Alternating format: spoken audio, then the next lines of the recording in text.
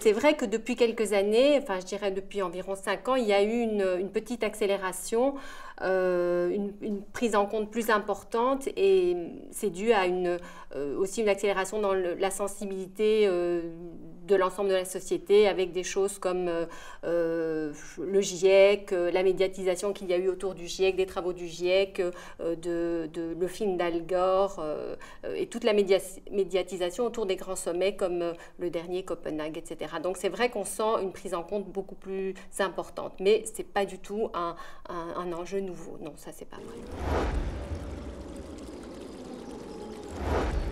Il y a beaucoup d'initiatives qui sont vraiment très intéressantes dans plusieurs villes européennes. Bon, alors il y a quelques-unes sur lesquelles je voudrais m'étendre un petit peu. Il y a par exemple toutes les choses qui se font dans certaines villes en matière de péage urbain.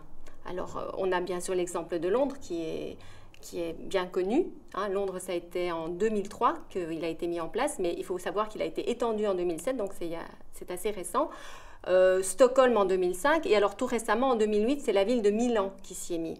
À côté de ça, il y a un constat. Quand on regarde ce qu'on peut faire pour que les gens utilisent moins leur voiture et utilisent plus les transports en commun, on se rend compte que vous pouvez améliorer les transports en commun autant que vous voulez. Vous n'arriverez pas à avoir un changement de comportement significatif. On s'est rendu compte, toutes les études le montrent, que c'est les politiques dissuasives qui arrivent à faire changer de mode les transports en commun.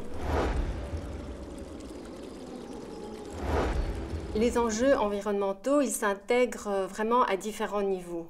Il y a beaucoup d'acteurs et beaucoup de niveaux différents qui se préoccupent de ces dimensions-là aujourd'hui.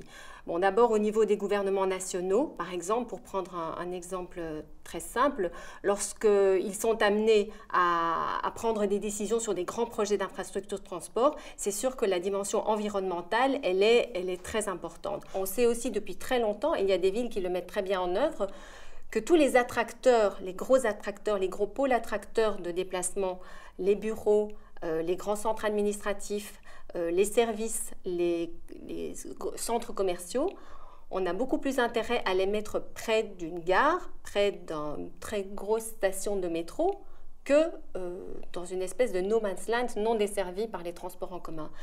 C'est vraiment prouvé, à la fois par des observations, par des modèles, que la desserte transport en commun d'un lieu de destination a un impact formidable sur la manière dont les gens vont choisir leur mode de transport. Donc là, il y a vraiment une responsabilité auprès des planificateurs sur la manière de dessiner la ville de demain.